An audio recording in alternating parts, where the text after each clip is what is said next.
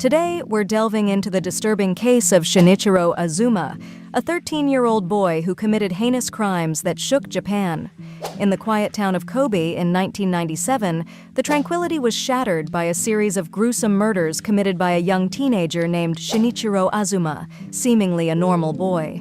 However, beneath his innocent facade lay a troubled soul with dark intentions.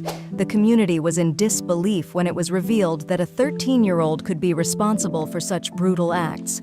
It was truly shocking and unprecedented. Everything started to come to light when a man named Kenta went on his day walking towards Tomogaoka Middle School, where he went every day just to greet the students by the Blue Gate. But this time, something unexpected was waiting for him. He fell from disbelief, took out his phone, calling the police, immediately telling them what he had just seen.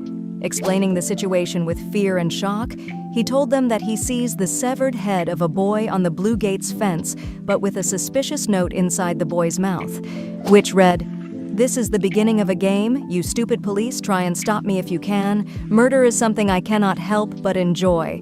There's nothing I want to see more than people's deaths. Let the foul vegetables be punished with death. Let there be bloody judgment for my many years of bitterness." The police started to take his words seriously now, as before they claimed that it might be a prank by a kid. It was revealed that the boy's head on the fence belonged to 11-year-old Jun Haze, who recently went missing and went to school with Shinichiro. Shinichiro lowered Jun towards the tank mountain, telling him that he had just seen a giant turtle there.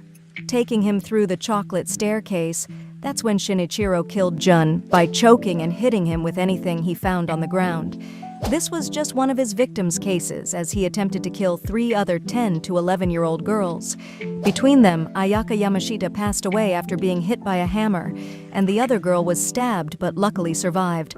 After this, a lot went through Seito Sakakibara's mind, which was the name he came up with inspired by the Zodiac Killer, as he thought, are humans easy or hard to finish? Even before all that, Sakakibara was abusing animals in his free time. 2 animals, including a headless bird and a pawless cat, were found. Not long after the police got him when he was 14 years old, taking him in for investigation. Although Shinichiro was denying at first, with a fierce yet bored and evil expression on his face, the police straight up told him that the evidence they had was clear and that he should just confess to all of the killings.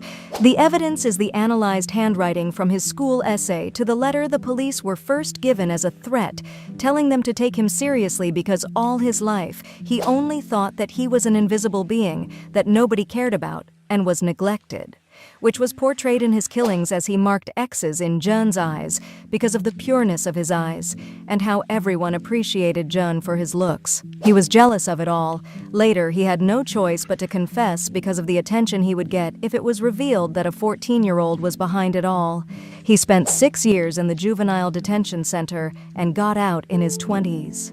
After getting out, he wrote a book describing and further confessing, answering to how and why he did it all. The book was called Zika, released in June of 2015 when he was 32 years old. Around 100,000 copies of the first edition of Zika were sold at first, and was the highest bought book at that time. Zeka didn't have an exact meaning like a full word, but it was inspired by Chinese symbols, like every symbol means something. Some say it read, "Song stopped," as in the song had stopped after his killings went public, but some say that it read, "exceptional" or "extinct." The conclusion after people read the book was that it meant exceptional song, stating that this part of his life was his favorite and best time that he enjoyed to the fullest. Before the book was released, Shinichiro wrote letters to the victims' families after being released, which was his inspiration to write a book with the same personal details. Even the lawyer who wanted him to be rehabilitated said he would be a demon forever and can't turn back to his human self ever again. The case of Shinichiro Azuma serves as a chilling reminder of the complexities of human behavior and the importance of addressing mental health issues and social challenges. Even at the end of his book, he writes that even if he was asked by his past self why it is wrong to kill, he would still have no answer. But one shouldn't do it, as they will have to face much more consequences. If you found this video informative, Please like and subscribe for more content exploring intriguing true crime stories from around the world. Until next time.